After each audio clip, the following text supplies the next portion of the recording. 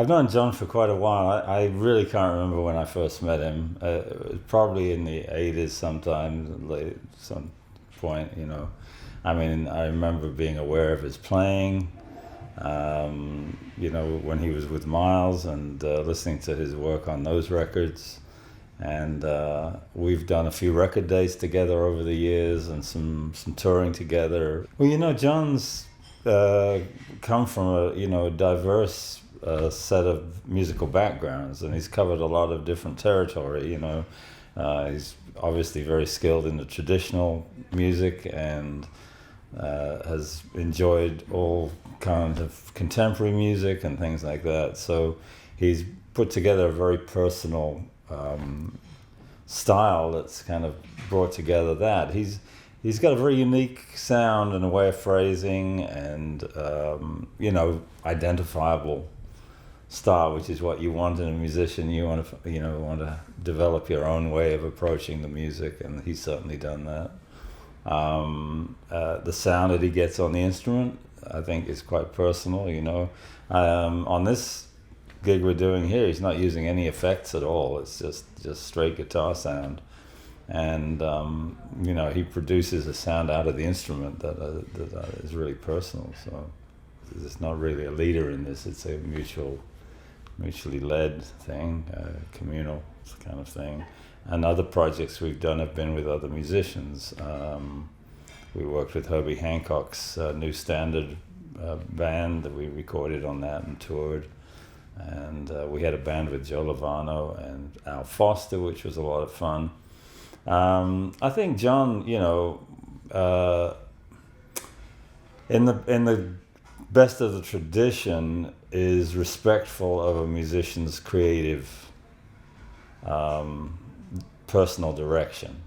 And if he's with the right people, he allows the music to happen without really telling you what to do. Of course, in his songs that he's written, there may be some particulars that he wants to find in the expression of the melody or something like that, which is normal with a musician.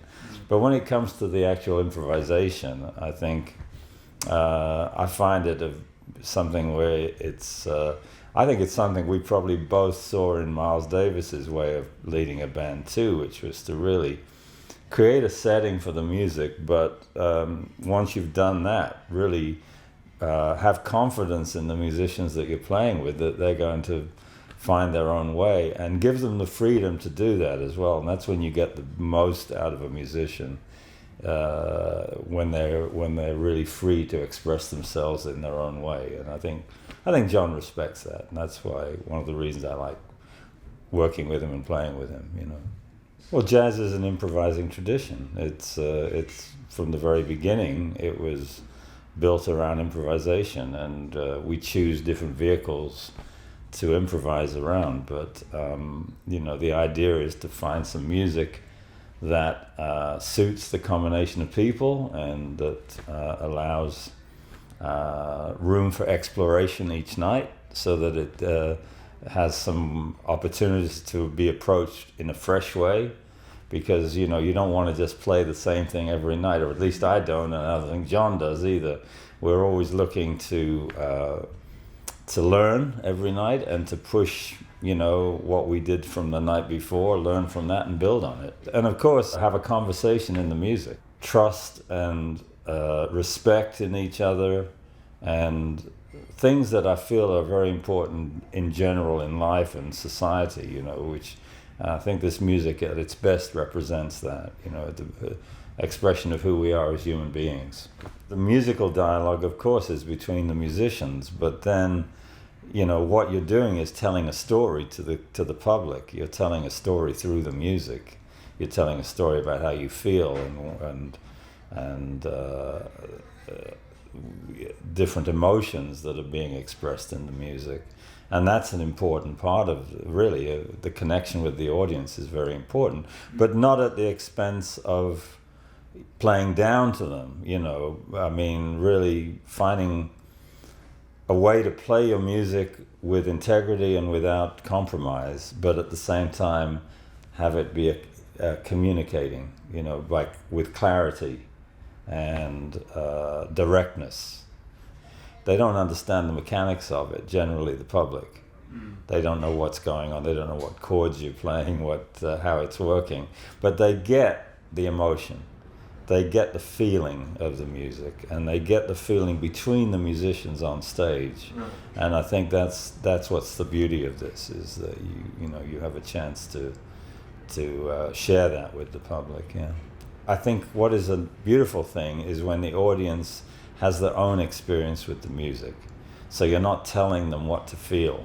This is about this is about that. Maybe the title will evoke something, perhaps, in the music. It'll give an image, perhaps, sometimes, or a feeling or a mood.